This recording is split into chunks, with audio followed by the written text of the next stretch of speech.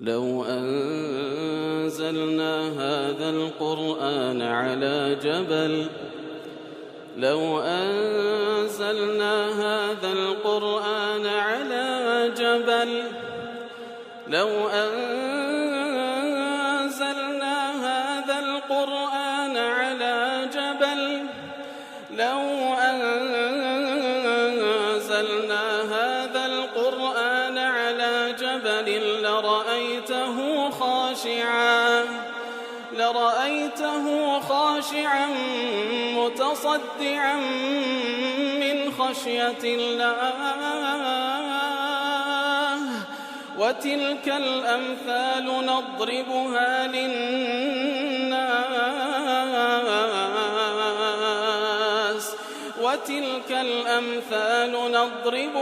للناس لعلهم يتفكرون. الحمد لله والصلاة والسلام على رسول الله وعلى آله وصحبه ومن والاه. السلام عليكم ورحمة الله. برزان خوش حارم لا واني 512 لوانا كاين تفسير القرآن بيروز بيم وخزمتنا ببست رزامدي رب العالمين وهي دار اوي ازي السودي لور بقرن. أعوذ بالله من الشيطان الرجيم. بسم الله الرحمن الرحيم. ولو أن أهل الكتاب آمنوا واتقوا لكفرنا عنهم سيئاتهم ولأدخلناهم جنات النعيم. والأخوة شوستان رب العالمين دفرمي أقربيت أهل كتاب إيمان بينا والتقوى بكن لكفرنا عنهم سيئاتهم. أولا دواء أوهم قباحتيك كرديتيان وكخواي قولة هندش لو آتاني بيشو ترباسكر لكفرنا عنهم سيئاتهم. أوا دفرمي قناه تاوانا كانيان دسرين وليان خوش دبين ولأدخلناهم جنات النعيم. وهروها بالتأكيد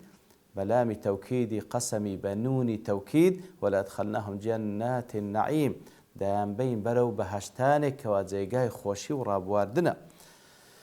مالكواتوا لبو أهل كتاب ديارا لبو غير أهل كتاب بهمان شيوه كدرقاي توبي خواي قورا كراوية بشو بروج وكل سندين آيات أحاديثاتية أقر كسيك إيمان بيني والتقوى بك ديار إيمان بيني والتقواش كسندين تعريفه بسيط ترينيان وسادة ترينيان أويك وفرمان كان إخوات زيبك وهروا أخوي لقد كراوة كان بباريزي بستي بدس هيناني رزامندي خواي قورا ولا ترسي إخوة سبحانه وتعالى. أجر كسيق إيمان بيني والتقوى بك أولا قناه التاوان كان خوش دوين لأهل كتاب بتابت ليرة وأدخلناهم جنات النعيم. يتر ليرة داوكو هذا تفسير كان هندي خاليا لدن دفن وفيه إعلام بعظم معاصي اليهود والنصارى وكثرة سيئاتهم. راستي وآتا نشاني أويتي دا إشارة لأوي كباب راستي جولكو ديان قناه تاواني زور قوريان كردية قناه تاواني زور قوريان بلام لقل أوش أقر بيتو إيمان وتقوى إيمان بينن بوشي ويكواب بهمو أركان كان إيمان كلا ضمني أوانش إيمان هنانيان بهمو بيغمبران وخاتم كان محمد المصطفى صلى الله عليه وسلم والتقوى بكن أو لقل أوهم قباحتك كرديتان خوي قد فرمليان خوش دبينو دام بين بهشت. ودلالة على سعة رحمة الله تعالى وهروها وآتب الغير سلوك رحمة رب العالمين سندفر وانا وفتحه باب التوبة على كل عاصي وهروها الدرقاي توبي لهمو قناه بارك كرديتوا وإن عظمت معاصي أجر قناه تاوان كانش هندق وربي وبلغت مبالغ سيئات اليهود والنصارى. قناه تاوان كاني هندق ورجبي بقات قناه تاواني جول كوديانا كانيش أو أجر توبي بكن أجر تقوى بكن أو أخوي يقول لي خوش دبي وهو آتويت وأن الإسلام يجب ما قبله وإن جل كواتا بمسلمان بوني كسيك قناه تاوان كاني بيشوتري هموي دستريتوا هرسندا قورجبي وأن الكتابي لا يدخل الجنة ما لم يسلم. أهل كتاب لدول كول ديان ناس نبهشته لدواي هاتني بيغمبر صلى الله عليه وسلم هتاكم مسلمان نبن لبرد فرمي آمنوا واتقوا إيمان بهمو أركان كان إيمان لزمني أوش إيمان بهمو بيغمبران عليهم الصلاة والسلام لزمني أوان پێغەمبەری خاتەم عليه الصلاة والسلام کەواتە ناستە بەهەشتێ جوولەکە و دیانێک لە دوای هاتنی پێغەمبەر صلی الله عليه وسلم حتا وەکو ئیمان بە پێغەمبەر نینی صلی الله عليه وسلم نێتە سەر ئەو دینە ڕاستەقینەی کەوا کۆتا دینی رب العالمینە لە بۆ بەشەریەت هاتیە تا ڕۆژە قیامەت وەکو چەندین ئایەت و ئەحادیثش لەوبارەی هاتیە. لا خالج كزمخشري دلي وفيه أن الإيمان لا ينجي ولا يسعد إلا مشفوعا بالتقوى دلي إيمان بالتنها كافينية نجاة دل روج قيامة وهروا بختورد كابتسون بهشت إلا ما قد تقوى إلى قلدابي أنت باش هذا كي التقواش وقتمان فرمان كردن ياخذ أنزام داني أو فرماناني كخواي قول فرماي بيكردي خو باراستن لقد خلاو كان كخواي قول قد غي كرديه يتلا سندين آيات كشخواي قول سبحانه وتعالى كباز لإيمان ولعمل صالح دكا كواتا بيوست إيمان تقواي لقل دابي لو يتمشاهدكي لسندين آيات خواي قول كباز لجهنم دكا تشي نزات بلا جهنم ثم ننجي الذين اتقوا أواني كوا تقواي خوادا كان بكا بأنزام داني كردوا وكانوا وازليهنان لقد أخكرا وكان يتر وتون بهاشت وتلك الجنة التي نورث من عبادنا من كان تقي لا بد منه تقواها بي لا بد منه تقواها بي كواتا إيمانك بتنها نضلو درون أجر بيتو عملي قولو عملي لقل دانا بيتن كافيني لبوي كوا خاوانكي لجهنم نزاد بداتنو بيبا تبهشت لويا وكو تعريف إيمان للا أهل السنة وجماعة إيمان قول عمل إيمان قول عمل إتر قولي قلب كتصديق وهرها قولي لسان كوا دام بيدانانا وهرها عملي قلب كبريتيا لا خوشويستني خوا سبحانه وتعالى با يكتا فرستني لترسان وهرها التوكل إلى آخر أعمال قلبي وهرها أعمال جوارحي أو كارو كردوانك بابنا أندام ظاهرة كان أنزام الدين كواتا پێویستە لابد منه ئیمان و تەقوا تاوکو کەسێک نەجاتی بیتن لە جەهەنەم و هەروها بەرەو بەهەشتی بە دیارە کار و کردەوەکان عینی با بڵێن تەرجەمەی عەمەلی ئیمانەکەیتی لە دوایەوە دەفەرمی ولو أنهم أقاموا التوراة والإنجيل وما أنزل إليهم من ربهم لأكلوا من فوقهم ومن تحت أرجلهم منهم أمة مقتصدة وكثير منهم ساء ما يعملون والله هلا درجي آتكان كواباز لجولة كوديان دكا ولو أنهم أقاموا التوراة والإنجيل أقربيتوا أوان توراة وإنجيل كي كلبوان دابزي جيب جي بكن همو أفر معناني تيدا هاتي جيب جي بكن وما أنزل إليهم من ربي وأويك للان پروردگاري ولوان هاتي جيب جي بكن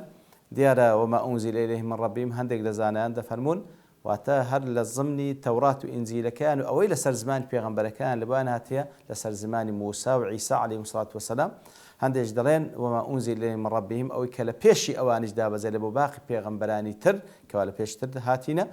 هندش لمفسرين وما أنزل إليهم من ربهم ما بس لو قرآني بيروزي كوالا دواي توراة وإنزيل هاتيا يتر أوان مكلف وكو سنزارك باس ما كرديه أو جولك ودياناني كوالا دواي هاتني بيغمبر صلى الله عليه وسلم لجيان داماينة همي مكلفا بإيمان هنان بمحمد المصطفى صلى الله عليه وسلم وهروها بإيمان هنان بقرآن بيروس كوتا بيامي رب العالمين بل أجر توراة إنجيل أويك للا پروردگاريان هاتية جيب كان لأكلوا من فوقهم ومن تحت أرجلهم أو لسروي خويان لآسمان ولبن بي خويان رحمة وبركتيان لبودا نيرين إتر لأكلوا لنازو نعمتكاني خواد أخوان كوي بسريان دادا باريو أوي لجيربيان لزوي دردسي منهم أمة مقتصدة تيان داهي لأهل كتاب أمتي مقتصد ما مناوند وكثير منهم ساء ما يعملون والله زوريق لوان ساء ما يعملون زوريق لوان خرابترين كردوا لوان أنزام ددا ولو زوكو زانا دفرمون ولو أنهم أقاموا التوراة والإنجيل أقاموا أصل إقامة لسهات الثبات في المكان واتل جيجاك ثابت بي دوية بعرفي أستاذين فلانة كاز إقامي لفلانة زي ورقوات الثابت بلو جيجاك ثم استعير في إقامة الشيء لتوفية حقه كواتا ليردا إقامة توراة وإنجيل وإقامة كتابي خوا أو يكوا حقي خوي بدي بويكوا بوشي ويكا خواي قول فرموتي زي بكي وهروها وكزانان دفرم ومفهوم الآن أن معصية الله تعالى سبب لنقيض ما يستجلب بطاعته لآت كذا دفرم أقربيته توراة إنزيل أو آتاني للان پروردگاریان لبویان هاتیە جێبەجێ بکەن ئەوە لە نەتیجەدا لأكلوا من فوقهم من تحت أرجلهم دەرگای بەرەکەتی ئاسمان و زەویان لێ دەکرێتەوە وەکو لە چەندین ئاەت ئەو حقەتە دووپات کرایتەوە ولو أن أهل القرى آمنوا واتقوا لفتحنا عليهم بركات من السماء والأرض ئەگەر بێت و ئەهلی هەر جێگا و ئەهلی هەر ئاوەدانیەک ئەگەر بێت و ئیمان و تەقوا بکەن ئەوە دەرگای بەرەکەتی ئاسمان و زەویان لێ دەکەینەوە ئیتر ئەگەر ئیمان و تەقوا ئەوە بەروبوومەکەی بیتن لە دنیا دیارە بەرامبەرەکەشی کە مەعسیەت و وازهینانە لە فەرمانەکانی خوای گەورە پشتێکردنیتی لە نەتیجەدا بالعکس بەرەکەت ناهێڵی و بەڵکو دەبێتە سەبەبی ئەوەی کەوە نەکبەتی شانی ئەو کەسە دەگری دەربارەی ئەوەی کاتێک کە دەفەرمی منهم أمة مقتصدة ئەوان کەسانێکیان تێدا مام ناوەندیە وەکو لە تەفسیر سعید دەڵێ ئەی عاملە بالتەوراة والئینجیل کەسانێک هەیە لەناو ئەهلی کتاب مقتصدە کار بە تەورات و ئینجیلەکەیان دەکەن کەواتە وەکو یەهود کار بە تەوراتەکەی دەکا وەکو نەسرانی کار بە ئینجیلەکەی دەکا بەڵام مقتصدیشە مام ناوەندە عەمەلەن غەیرە قەوی وەلا نەشیط کەواتە تێیاندا هەیە مام ناوەندە بۆی کەوا کار بە کتێبەکەی خۆیان دەکا بەڵام لەگەڵ ئەوەش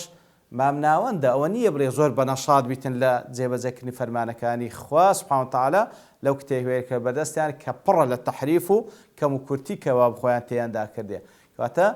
ئەوەی جێبەجێشی دەکا بە مام ناوەندی جێبەجێ دەکا هەندێک لە مفەسرین دیکە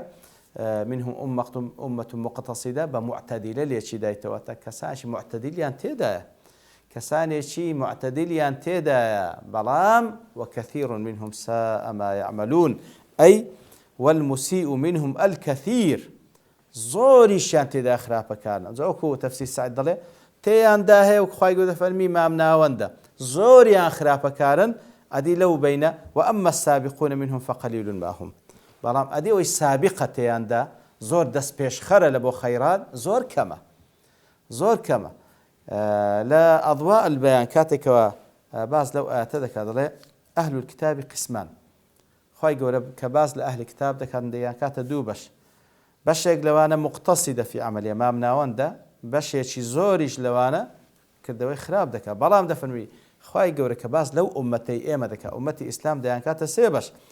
فمنهم ظالم لنفسه هي بجناه تاوان ظلم النفس خويدك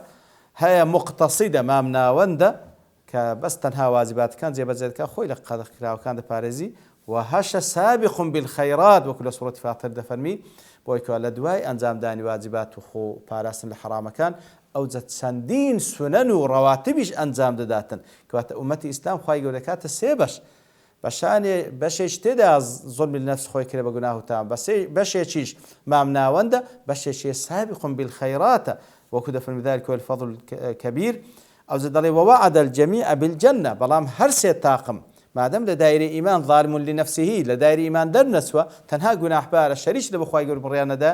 هەر سێکیان دەفەرمی وعدەی بەهەشتیان پێدرایە کە دەفەرمی جەنات وعدن يدخلونها إلى آخر الآية دەفەرمی لە پاشەوان أو جا خواهي قول باسي ذكا والذين كفر لهم نار جهنم كواتا أمتي إسلام سيبشا هم مقصري تدا هم مامناوان تدا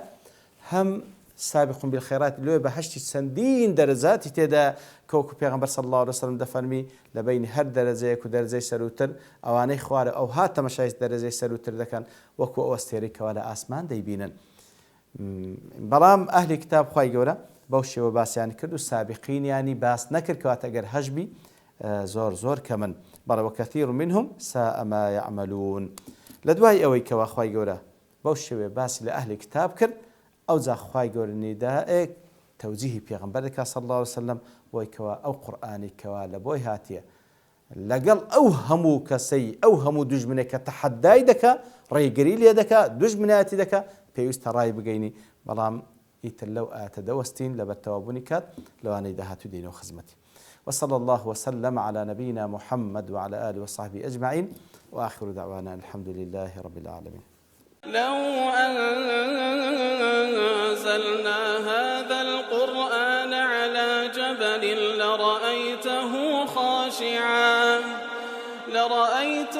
خاشعا متصدعا من خشية الله